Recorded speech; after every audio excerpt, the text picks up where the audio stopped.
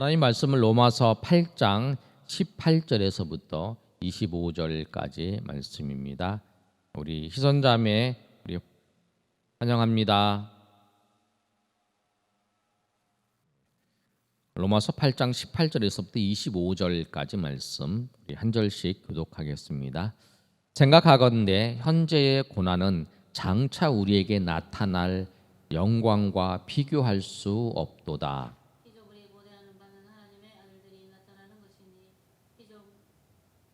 피조물이 허무한데 굴복하는 것은 자기 뜻이 아니요 오직 굴복하게 하시는 이로 말미암음이라.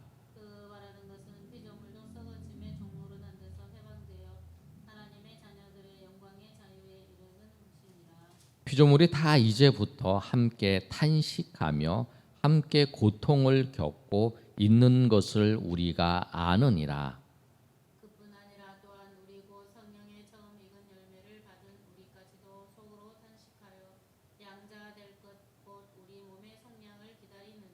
우리가 소망으로 구원을 얻었음에 보이는 소망이 아니니 보이는 것을 누가 바라리요.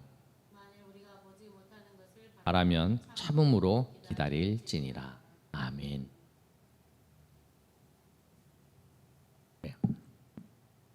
우리가 로마서를 우리 8월달, 9월달 보고 있습니다. 우리가 한 장씩 읽고 있는 하야통삼은 우리가 마태복음을 보고 있고요. 한 장씩 보고 있는데 우리 새벽 기도에는 우리가 날마다 솟는 샘물이라고 하는 국제 제자 훈련에서 나오는 사랑의 교회 국제 제자 훈련 나오는 이 큐티집을 가지고 제가 새벽에 설교를 합니다. 그리고 월부터 월화수목 금까지 하고 또 토요일 날 본문을 가지고 금요일 날 저녁에 말씀을 나눕니다. 그래서 이 본문을 가지고는 큐티 날마다 솟는 샘물을 가지고는 월요일부터 토요일까지 그러니까 새벽에 금요일 날 본문을 가지고 나눠요.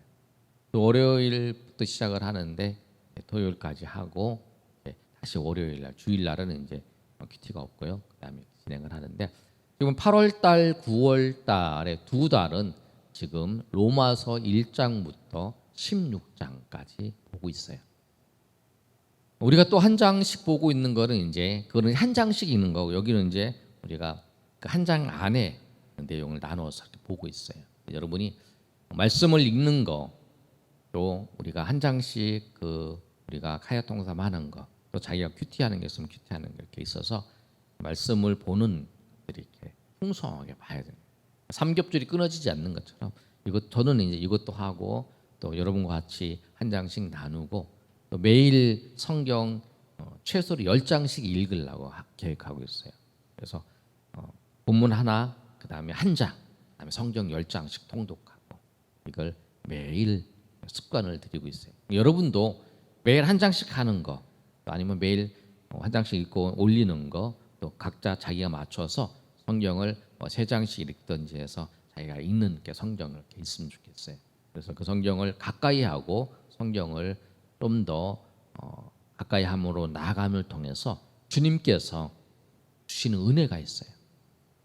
하나님과 깊은 관계 속에서 하나님의 은혜를 경험하는 여러분이 되시길 소망합니다. 그래서 여러분이 그 개인 경건 혼자 있을 때에 TV도 볼 수도 있고 자기 취미도 할 수 있지만 그것보다 주님의 말씀을 묵상하고 또 주님의 말씀을 읽고 하는 그 기쁨을 여러분 누리시고 또 그 기쁨을 통해서 주님께서 주시는 그 평강이 여러분 가운데 충만히 임하기를 소망합니다.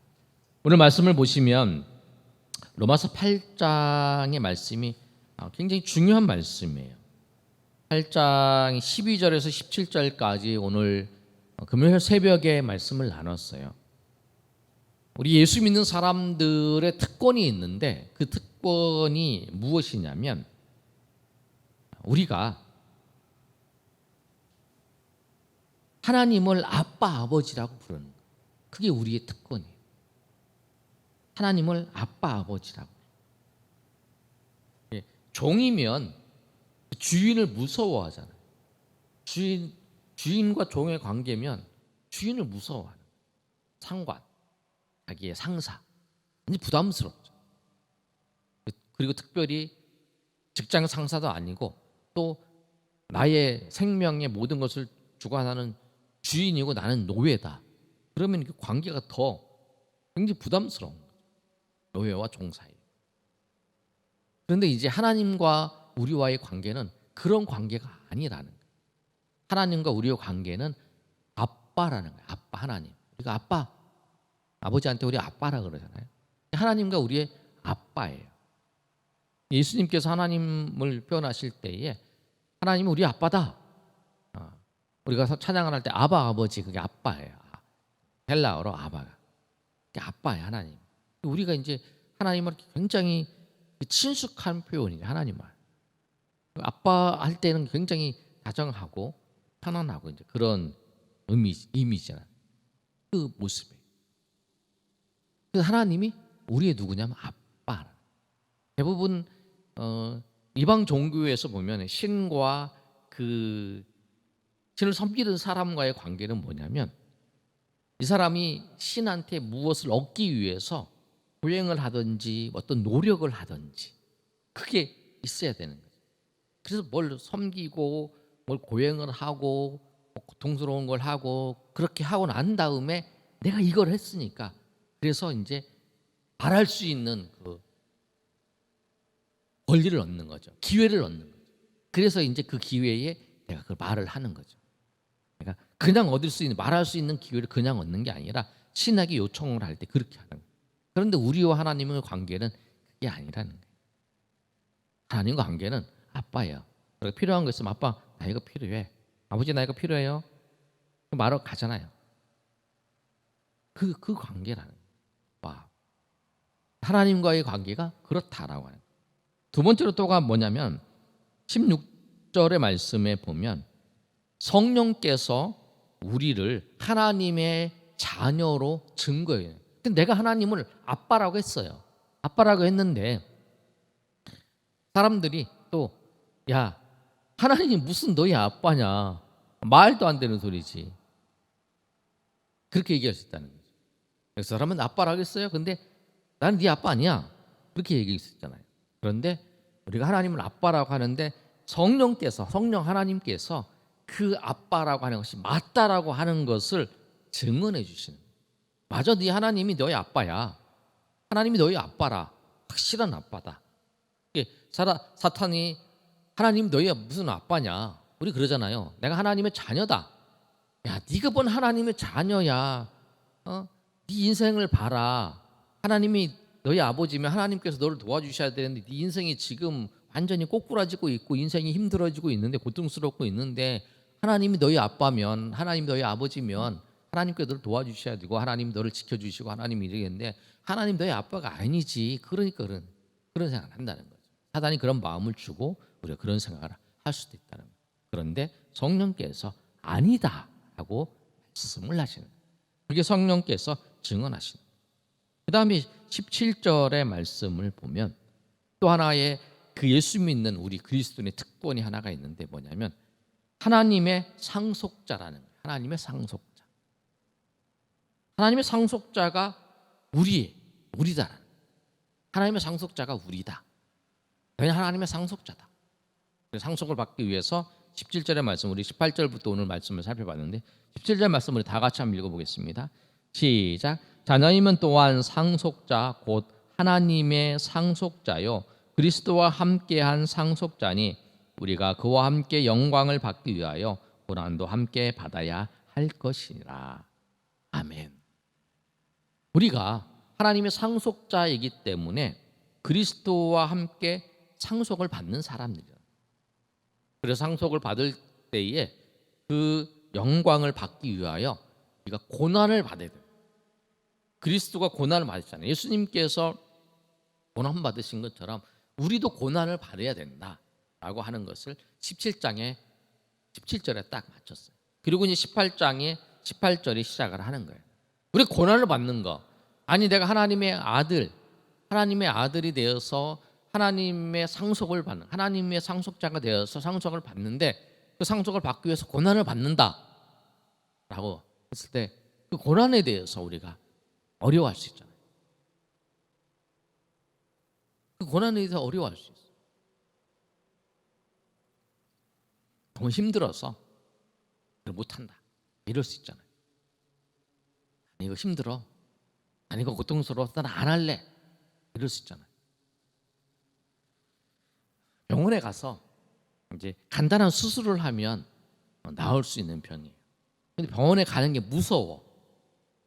그래서 이 병원에 가서 약 치료를 해야 되는데, 간단한 수술인데 요새는 뭐 시술이라고 그러잖아요. 시술을 해야 되는데 그게 무서워서 안 하는 거예요.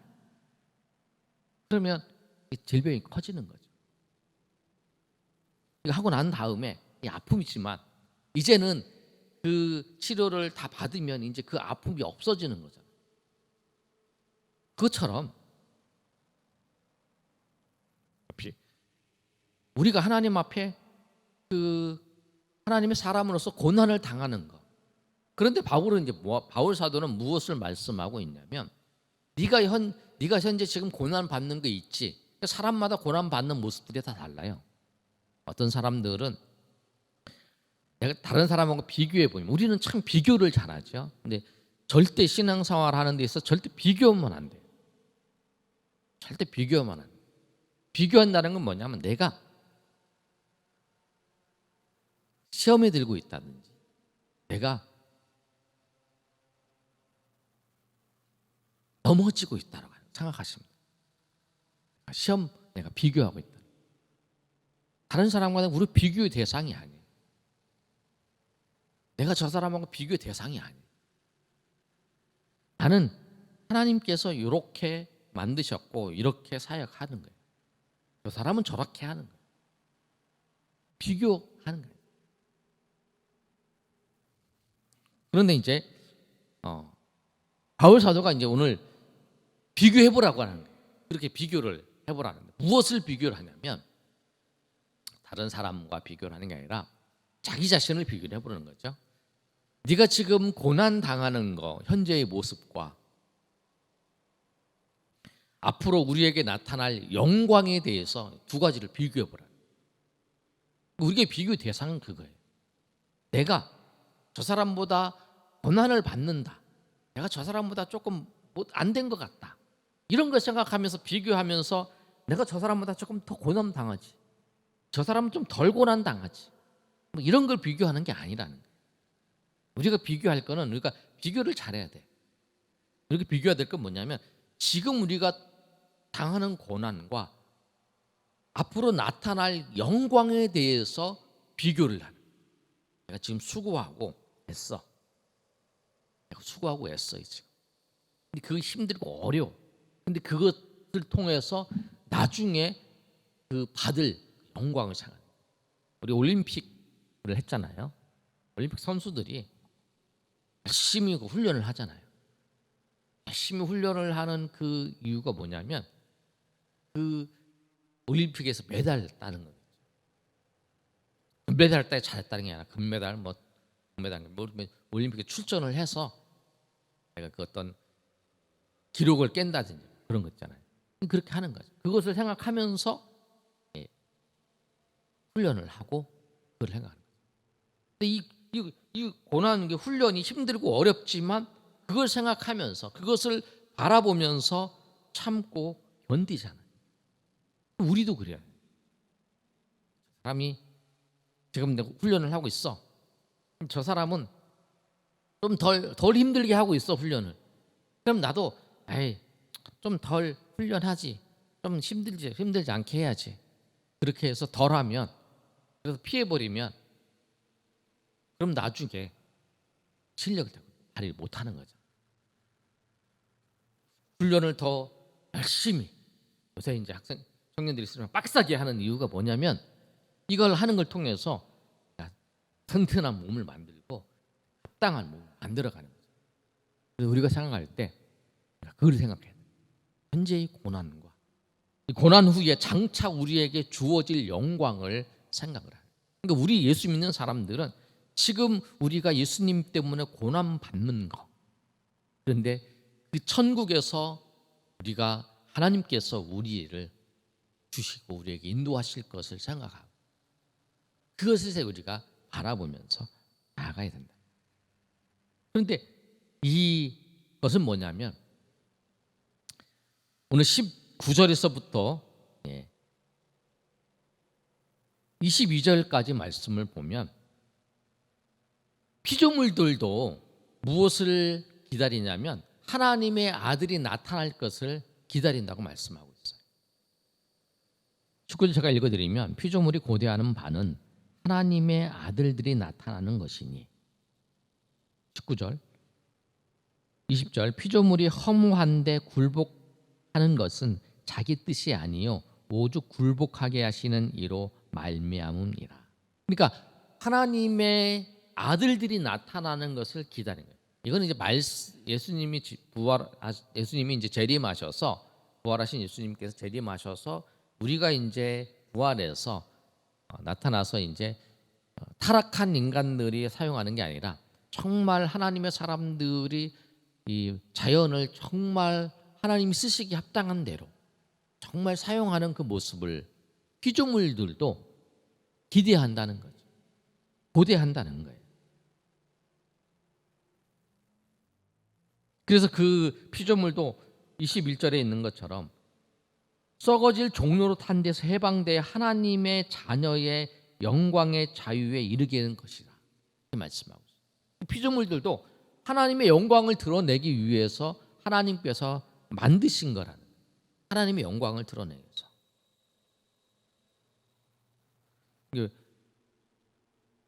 자연도 그렇고 자연도 하나님의 영광을 드러내기 위해서 만든 거죠. 요새 이제 TV나 또 스마트폰이나 이런 것도 뭐냐면 하나님의 복음이 전파되기 위해서 하나님이 우리 가운데 허락하신 거예요. 그 내용들을 다. 그런데 그것이 오히려 하나님을 멀게 하는데 사용하고 있는 거죠. 자연도 그렇고 모든 것들이. 그래서 피조물들도 하나님의 아들들이 나타나서 영광의 자유에 이르게 하나님의 영광에 이르게 하도록 하기를 원한다는 거예요. 그 피조물의 탄식 소리. 환경을 우리가 무차별적으로 개발하는 게 아니죠. 하나님의 영광을 위해서 하는 거예요. 22절을 보면 피조물이 다 이제까지 함께 탄식하며 함께 고통을 겪는 것을 우리가 아느니라. 그래서 하나님의 사람들이 나타나기를. 그래서 하나님의 사람들이 나타나서 피조물이 정말 써야 될 때를 쓰게. 이 물컵 있잖아요. 물컵이 정말 쓰여야 되는 것은 이렇게 물을 마시는 데 사용하잖아요. 이 컵을 가지고 벽에다 못을 받는데 하는 건 목적이 아니잖아요. 그렇게 사용합니다. 그처럼 피조물들도 하나님의 사람들이 나타나기를 기다려요. 그들도 뭐냐면 그들도 지금 고통스러운 상황 속에서 기다린다는 거예요. 그러니까 뭐냐면 믿음은 뭐냐면 바라고 인내하는 거예요. 아멘. 믿음은 하나님의 역사를 하나님의 인도하심을 바라고 기대하는. 23절에 보면 그뿐 아니라 또 우리 곧 성령의 처음 입은 열매를 받은 우리까지도 속으로 탄식하며 양자될 것 곧 우리의 몸의 속량을 기다리느니라 라고 말씀하고 있어요. 우리도 하나님께서 예수님께서 다시 오셔서 우리를 완전히 정말 부활의 몸으로 우리를 만드실 것을 기대하면서 나가는 거죠. 우리가 그 날까지 기다리는. 그래서 24절과 25절의 말씀은 이렇게 분명히 말씀하고 있어요. 보이는 소망이 소망이 아니고 보는 것을 누가 바라리요. 우리가 소망으로 구원을 얻었으면, 소망은 보이는 게 아니고 보이지 아니하는 거라는 거예요. 그리고 그 보이지 않는 것을 우리가 참음으로 기다린다. 참음이라면 인내한다는 거죠. 그러니까 우리가 신앙생활 하는 데 있어서 영광의 날을, 하나님께서 영광의 날, 우리를 영광스럽게 만드는 건 아니죠. 하나님이 하나님의 영광을 드러낼 때, 그게 우리가 잘 된다고 하나님의 영광을 드러내는 게 아니잖아요. 하나님의 영광이 드러나는 그날, 그게 우리의 기쁨이죠. 사람은 나라가 부강하면 부강할수록, 잘 살면 잘 살수록 그 하나님으로부터 멀어지는 경우가 있어요. 어렵고 힘들었어요. 예수님 믿고 교회 나와서 신앙생활을 해요. 잘 살게 됐어요. 돈이 힘이 있는 걸 알아요. 하나님이 없어도 살 것 같아요. 하나님을 멀어져 가는 거예요. 하나님을 떠나다가, 하나님 떠나 살다가 정말 인생의 비참함을 깨닫고 다시 하나님 앞에 돌아와서 하나님 앞에 나와 예배하며 하나님을 섬기는 사람들이 많다. 우리 인생의 모습이에요. 그래서 우리는 뭐냐면, 오늘 말씀을 정리하면 그렇습니다. 고난이 있어요. 하나님의 영광이 드러나는 때가 있어요. 그때까지 우리가 믿음을 가지고 이 하나님의 영광이 드러나는 그날 소망하면서 인내하며 참으면서 가는 것, 그것이 믿음이라. 여러분의 그런 믿음이 있기를 소망합니다. 인내하면서, 인내가 소망을 이루는 줄 압니다 라고 말씀하죠.